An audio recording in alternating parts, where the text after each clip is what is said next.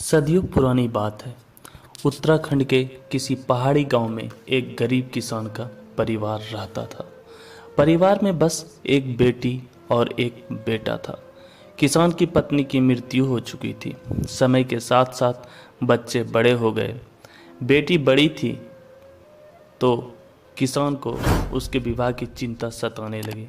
उसने पाई पाई जोड़कर जैसे तैसे उसका विवाह कर दिया। 1-2 साल बाद किसान बीमार रहने लगा और एक दिन उसकी मृत्यु हो गई। अब उसका बेटा अनाथ हो गया।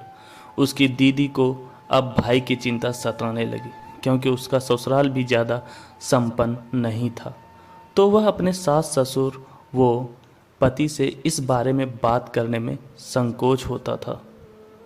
परंतु भाई की चिंता में उसने हिम्मत बांध के भाई को अपने ससुराल में ही रखने की बात अपने ससुराल वालों से की।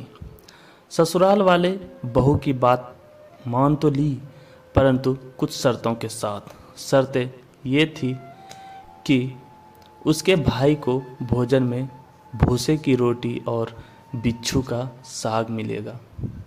बिच्छू एक प्रकार की पहाड़ी घास होती है जो सब्जी बनाने के काम में भी आती है। और दूसरी शर्त, उसे चक्की की ओट में सोना होगा। और तीसरा शर्त ये था कि मवेशियों को चराने की जिम्मेदारी उसकी ही होगी। बहन को ये बातें बिल्कुल भी उचित नहीं लगी, परंतु भाई प्रेम और उसकी अकेले रहने की चिंता में उसने ये शर्तें मान ली। भाई ने भी परिस्थिति के अनुसार मन पसीज के यह शर्तें मान ली। अब भाई अपनी बहन के ससुराल में रहने लगा। धीरे धीरे भाई अब उस परिवेश में घुल मिल गया। वह दिन में मवेशियों को चराने जंगल जाता और रात को भोजन में मिली भूसे की रोटी और बिच्छू की सब्जी खाकर वहीं चक्की की ओट पर टाट बोरी बिछा के सो जाता। ऐसे ही वक्त बीतता गया। एक दिन मवेशियों को जंगल में चराते चराते उसे एक अनजान व्यक्ति मिला। उस व्यक्ति ने उसे उसके साथ चलने को कहा।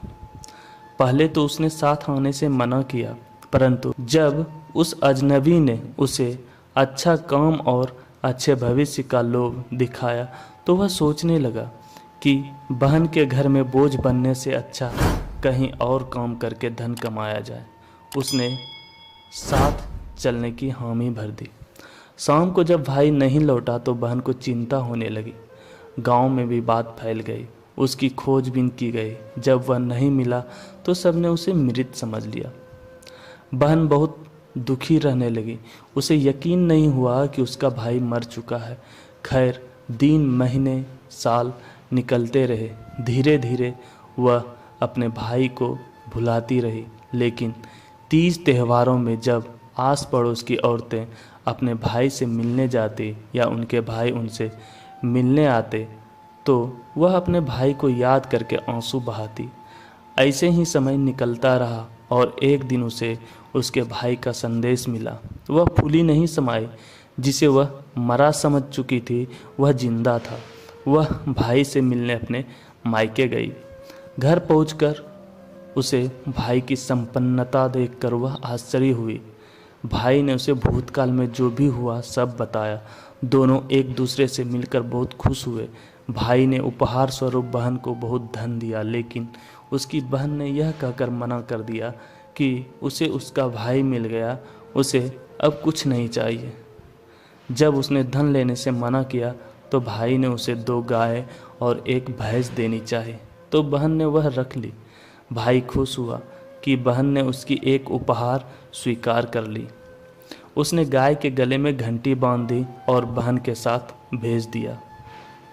बहन उन गायों और भैंसों के साथ ससुराल को चल दी। सुनसान रास्ते में गाय के गले में बंधी घंटी का स्वर बहन को अच्छा लग रहा था। उसे लगा जैसे घंटी से आवाज़ आ रही हो। भूसे की रोटी, सिनसुन की साग खाएगा? हाँ दीदी।